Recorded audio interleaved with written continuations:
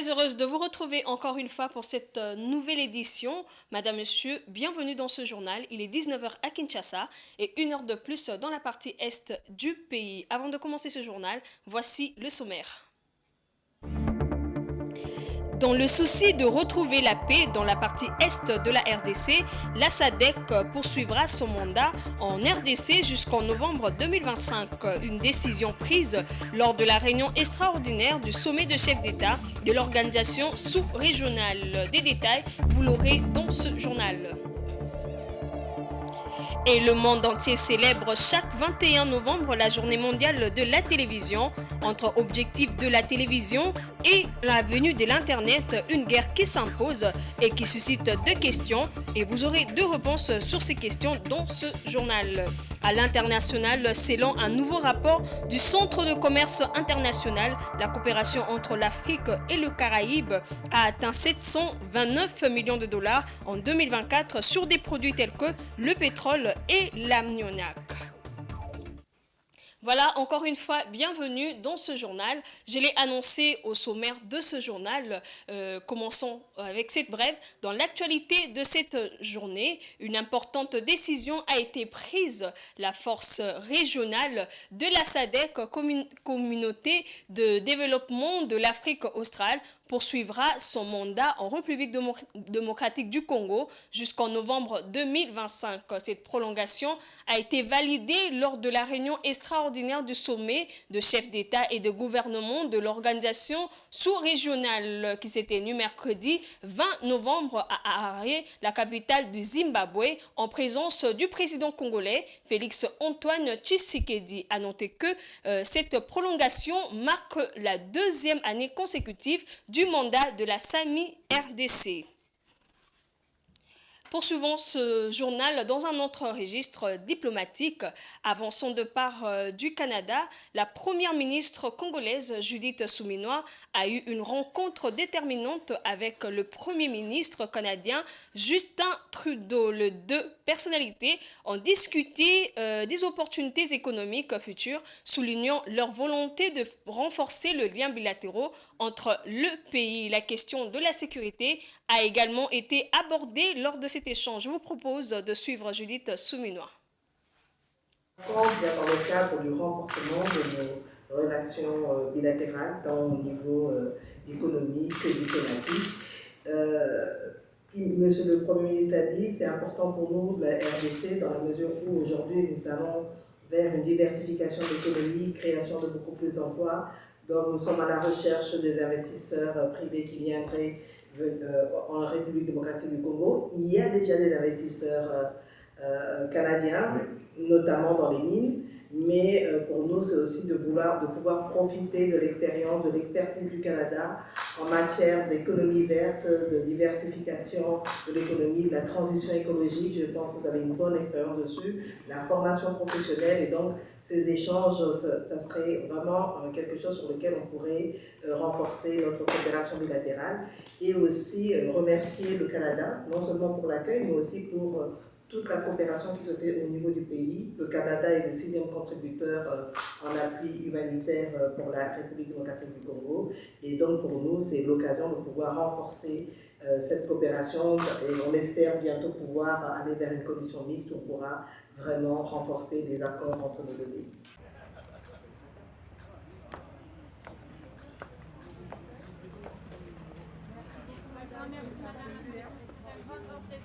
C'est jeudi 21 novembre, deux protocoles d'accord ont été signés à Kinshasa entre la République démocratique du Congo et l'Égypte à l'issue d'une séance de travail fructueuse entre la ministre d'État congolaise aux Affaires étrangères Thérèse Kayikwamba et son homologue égyptien Dr Bard Abdel Hatti. Ces accords portent principalement sur les renforcements de projets dans des domaines clés tels que les infrastructures et l'exemption de visa pour les détenteurs de passeports diplomatiques des services et spéciaux. Reportage de Patience Lokeke.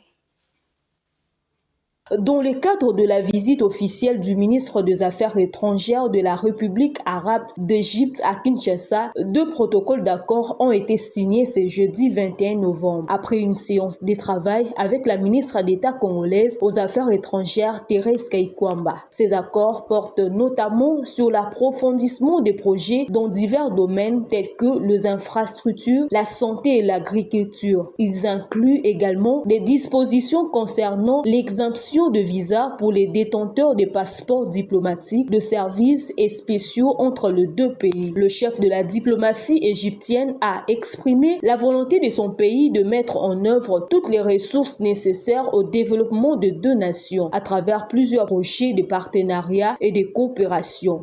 Monsieur le ministre a bien indiqué qu'il vient comme porteur d'un message de son Excellence, Monsieur le Président Abdel Fattah el-Sisi, à son frère, Monsieur le Président Tshisekedi. Et bien évidemment, il y a des relations historiques qui lient nos 2 pays, mais il vient avec un message très clair qu'on veut travailler à améliorer et développer les relations entre ces 2 pays dans tous les secteurs, secteurs économiques, d'investissement, de commerce.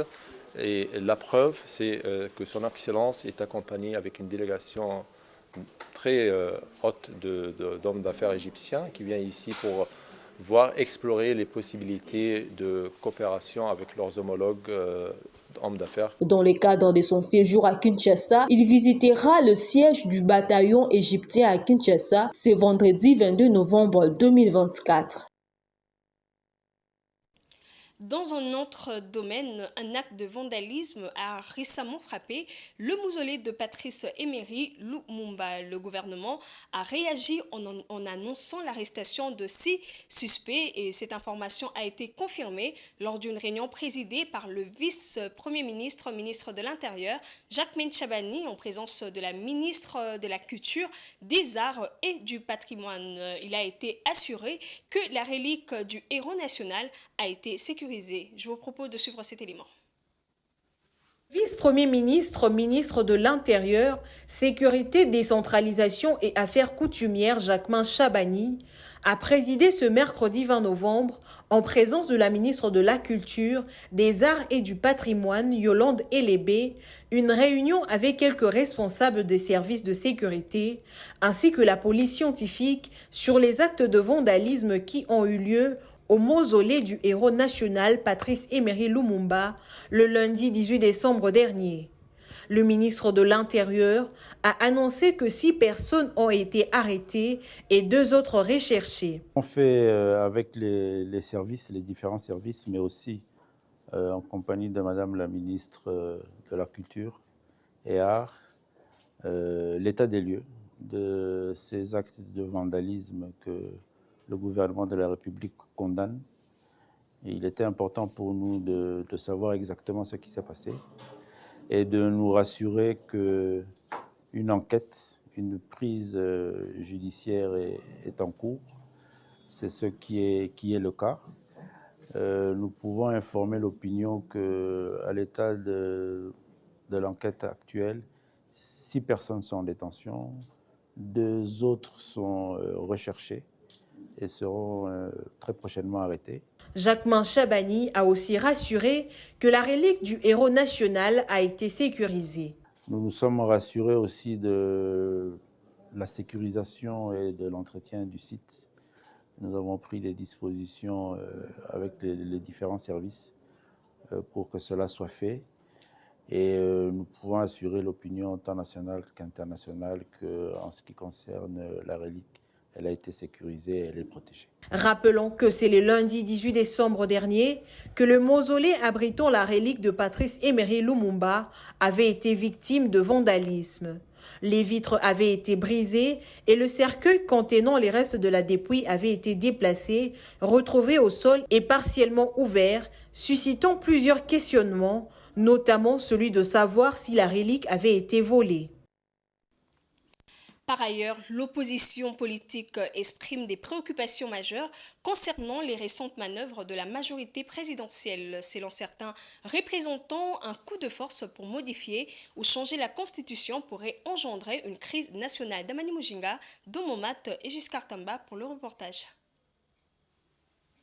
Un démenti cinglant aux arguments du camp présidentiel sur la révision de la Constitution. L'opposition alerte sur le danger d'une crise nationale en cas de changement ou de modification de celle-ci. Ça risque de conduire à la banalisation, puisque aujourd'hui, par exemple, s'il faut réfléchir froidement, s'il faut organiser le référendum, ce sera avec quel signe? S'il faut organiser le référendum, ce sera avec quel moyen, alors qu'il y a la grogne sociale partout.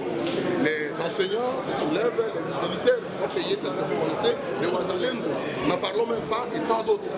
Et c'est dans ces conditions que nous estimons que nous devons prendre une grosse somme d'argent et jeter encore dans la fenêtre, alors que nous venons à peine de sortir des élections, des simulacres d'élections qui n'ont pas fait l'unanimité et qui jusqu'à aujourd'hui continuent encore à être contestés par les Congolais.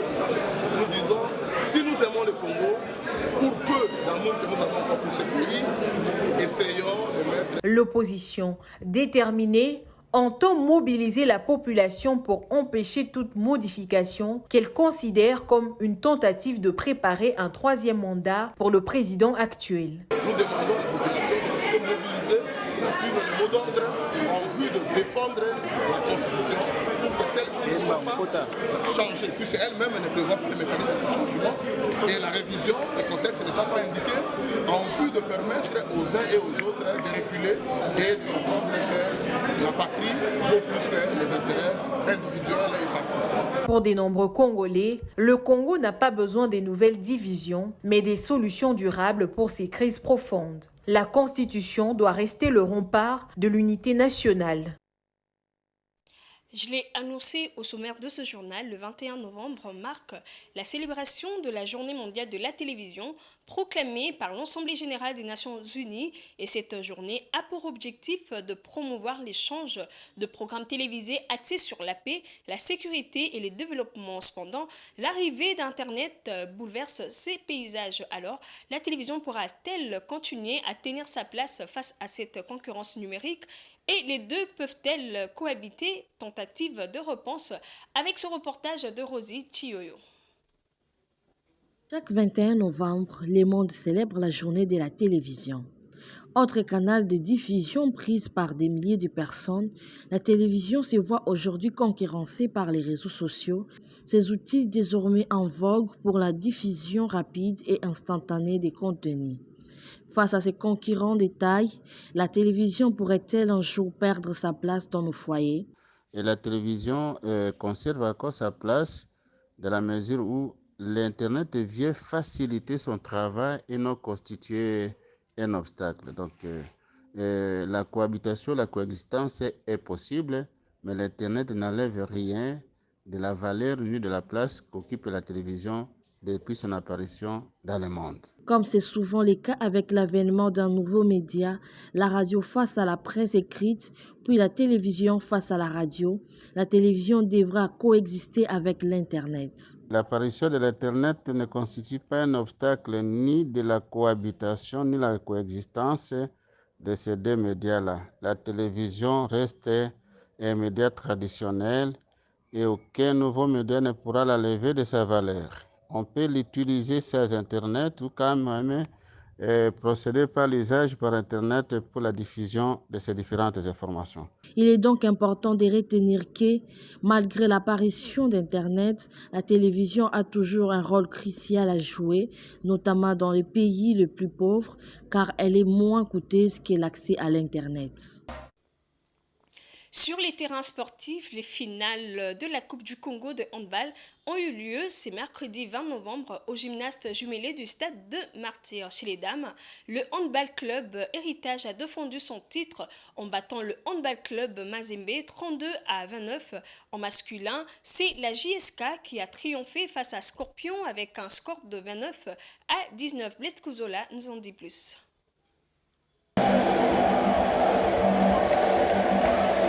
Le rideau sont tombés sur la 36e édition de la Coupe du Congo de la discipline avec le sacre, comme depuis plusieurs saisons maintenant, des héritages chez les dames et de la jeunesse sportive de Kinshasa chez les messieurs. Les deux équipes quinoises sont réels adversaires depuis quelques saisons, ont respectivement dominé Mazembe 32-29 pour Héritage et Scorpion 28-19 pour la JSK. Une domination sans partage pour les équipes quinoises, même malgré la trêve observée durant 3 ans à cause du manque des infrastructures, sont toujours au niveau. Et ces niveaux qu'il faudra les présenter l'année prochaine lors des compétitions de clubs. Plus tôt, dans la journée du mercredi 20 novembre, le public amoureux du handball a eu droit aux 2 petites finales. En version féminine, le Aigle du Congo de Kinshasa a dominé Mikishi de Lubumbashi 29-26. En version masculine, Police de Kinshasa a battu Saint-Éloi de Kinshasa 32-27. Signalons que c'est le ministre des Sports, Didier Boudimbu, qui a donné le coup d'envoi de la finale chez les messieurs, alors que celui des dames était donné par les secrétaires généraux au sport et loisirs. Les tournois étaient spécialement organisés pour donner déjà la température pour la Coupe d'Afrique des Nations de dames, qui aura lieu du 27 novembre au 7 décembre à Kinshasa. Restons toujours dans le handball. Le Léopard Senior Dames ont entamé ce jeudi 21 novembre 2024 leur dernier stage de préparation pour la Coupe d'Afrique des Nations qui débutera le 27 novembre prochain à Kinshasa. Et elles ont effectué leur première séance d'entraînement au gymnase jumelé du stade de Martyr. Blaise Kouzola nous livre les détails. Les Léopards handball senior dames de la République démocratique du Congo ont entamé la dernière étape de leur stage à Kinshasa ce jeudi 21 novembre 2024 avant le début de la compétition de la Coupe d'Afrique des Nations de handball prévue le 27 novembre 2024 au gymnase jumelé du stade de Martyr de la Pentecôte. Récemment, les joueuses basées en Europe ont participé à un stage au Portugal où elles ont montré une amélioration significative en remportant finalement une victoire 28-27 après 3 défaites serrées contre l'équipe portugaise. Le tirage au sort, effectué le 19 septembre dernier, n'a pas cependant été clément pour les Léopards qui vont évoluer dans le groupe B aux côtés de l'Angola, quadruple championne en titre, ainsi que la Tunisie, la Guinée, le Cameroun et l'Ouganda, premier adversaire de la République démocratique du Congo. Dans l'autre groupe, l'Égypte, l'Algérie et le Sénégal seront les têtes d'affiche en compagnie du Congo, du Cap-Vert et du Kenya. Côté organisationnel, l'on s'active à offrir au public et aux amoureux du handball la meilleure CAN de l'histoire. Dans la ville, l'enthousiasme est déjà palpable à une semaine du début de la compétition. Déjà en branle depuis plusieurs jours à la demande de la Confédération africaine de handball, l'organisation a rassuré avoir pris toutes les dispositions d'usage. Côté logistique, l'hôtel Memling va recevoir 5 équipes. Béatrice et Léon Hôtel vont abriter 3 équipes chacune. Hilton, Pullman, Rotana et l'Hôtel du Fleuve vont également accueillir des délégations. Les gymnases jumelés du stade de Martyr, lieu de rencontre, ont également suivi un coup de balai avec notamment le revêtement du sol. C'est avec cet élément de sport que nous clôturons avec la page nationale. Madame, Monsieur, traversons les frontières avec la page internationale.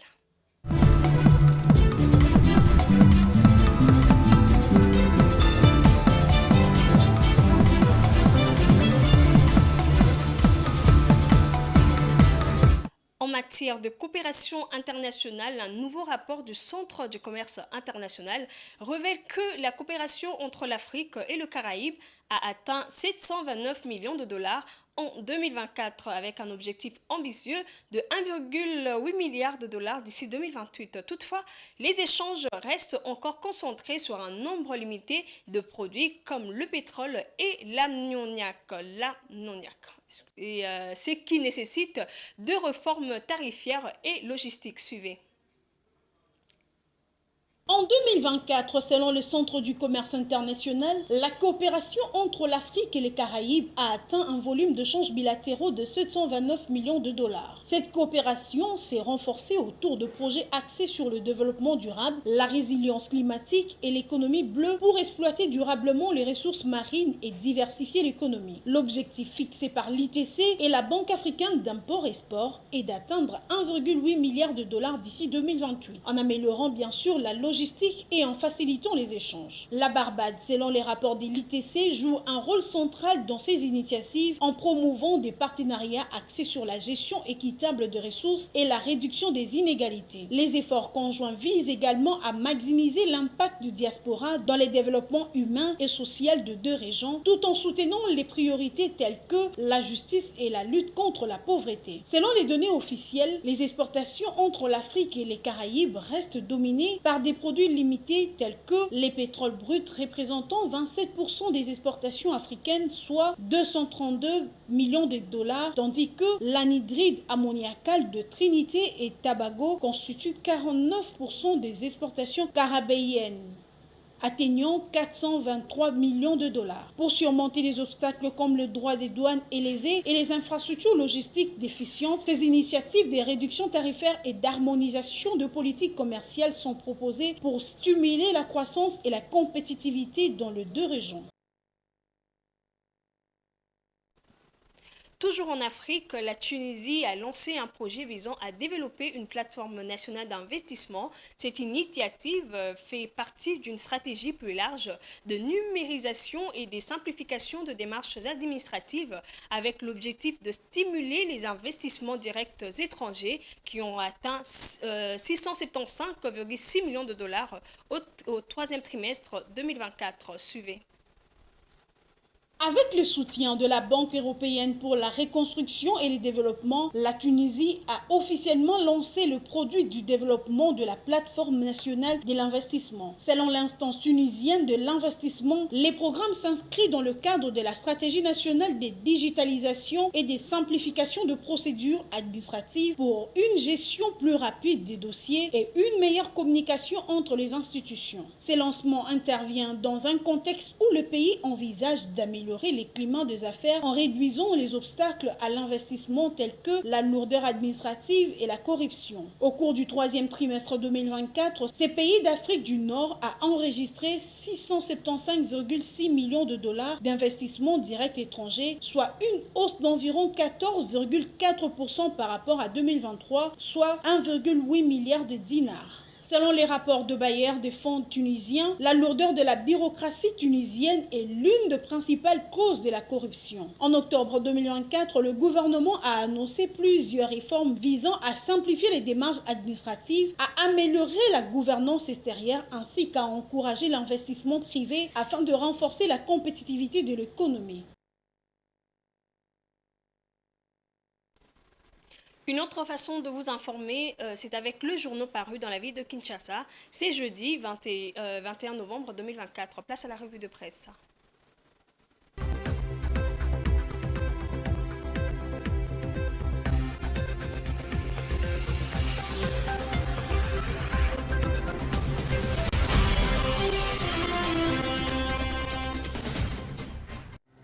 Bonsoir Madame, Monsieur, bienvenue dans cette revue de presse. Commençons cette revue de presse avec Info 27 qui titre « Paix et investissement, Ottawa et Kinshasa ouvrent de nouvelles perspectives de partenariat ». À Ottawa, la première ministre de la RDC, Judith Suminwa, et la ministre canadienne des Affaires mondiales, Mélanie Joly, ont exploré des pistes pour approfondir les relations bilatérales. Les discussions ont été portées sur la nouvelle stratégie Canada-Afrique, les investissements, la paix dans la partie est du pays et la lutte contre les violences sexuelles. Un engagement partagé pour des actions concrètes visant la stabilité et le développement durable a marqué cet échange prometteur entre les deux nations. La paix dans l'est de la RDC, une priorité partagée et au-delà des questions économiques et diplomatiques, les discussions ont abordé les défis sécuritaires auxquels font face la RDC, particulièrement dans sa partie est.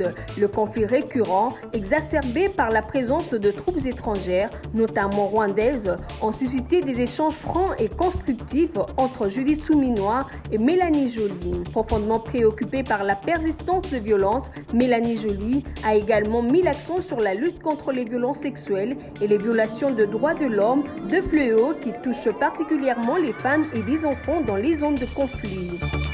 Dans le même chapitre, Forum des As rajoute la mission du ministère des Affaires mondiales est de diriger les relations diplomatiques et consulaires, d'encourager les commerces internationaux du pays et de mener des efforts du Canada en matière de développement international et d'aide humanitaire. En accord avec sa politique d'aide internationale féministe, le Canada met également en œuvre un programme de développement en RDC qui priorise 3 piliers, à savoir l'égalité des genres et la lutte contre les violences sexuelles et fondée sur les genres, la santé, ainsi que la gouvernance inclusive et la protection des enfants. Soulignons également que la RDC est le 6e plus grand bénéficiaire de l'aide canadienne pour le développement.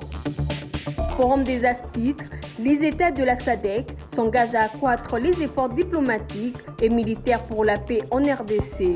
La capitale zimbabwéenne, Harare, a accueilli hier mercredi 20 novembre un sommet extraordinaire de chefs d'État et de gouvernement de la communauté de développement de l'Afrique australe, SADC en sigle. Cette rencontre a réuni plusieurs dirigeants africains, dont le président Félix Tshisekedi, pour discuter de la situation sécuritaire préoccupante dans l'est de la RDC, toujours marquée par les attaques du groupe terroriste M23 soutenu par le Rwanda. Dans son discours d'ouverture, le président zimbabwéen et actuel président en exercice de la SADC, Emerson Mnangagwa, a exprimé sa solidarité avec la RDC tout en soulignant que le peuple congolais mérite de vivre dans la paix et le développement. Il a aussi marqué un moment de recueillement en hommage aux Congolais tombés pendant ces conflits, soulignant le coût humain tragique de la guerre dans l'est de la RDC. La SADC, en tant qu'organisation régionale, s'est engagée à soutenir la RDC face à l'agression externe et à contribuer à la restauration de la paix. C'est un point de tension majeur dans la région de Grand Lac et les discussions à Harare ont permis de renforcer l'appel à une résolution pacifique et à une coopération internationale accrue. Un autre sujet phare de l'actualité, il s'agit de la profanation du mausolée Patrice Lumumba. Le gouvernement congolais a annoncé hier mercredi 20 novembre l'arrestation de 6 personnes suspectées d'être impliquées dans l'acte de vandalisme perpétré contre le mausolée de Patrice Emery Lumumba, situé à l'échangeur de l'Unité à Kinshasa. Cet acte, survenu dans la soirée du 18 novembre, avait suscité une vive indignation dans tout le pays. 2 autres suspects restent activement recherchés, tandis que les autorités rassurent sur l'intégrité de la relique du héros national. Depuis le 30 juin 2022, date de son inauguration officielle, ce site est un lieu de recueillement et de réflexion pour les Congolais et le monde entier. La vigilance accrue promise par les autorités sera essentielle pour garantir ces hauts lieux de mémoire soient préservés, honorant ainsi la vision et l'héritage de Patrice Emery Lumumba. Fin de cette revue de presse. Au revoir.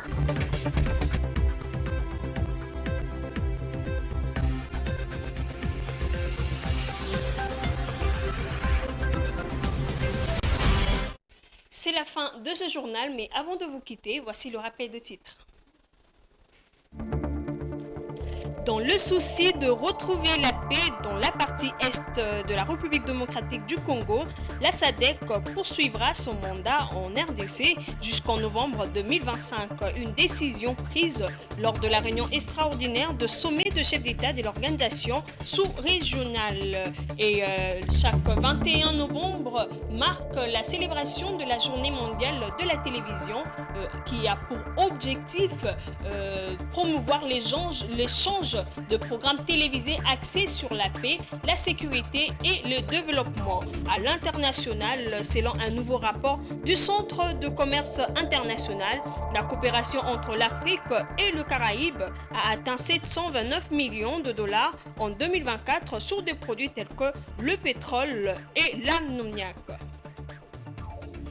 C'en est fini pour ce soir, c'est la fin de ce journal. Merci à vous de l'avoir suivi. Bonne suite de programme sur votre chaîne Géopolis Télévision. Portez-vous bien.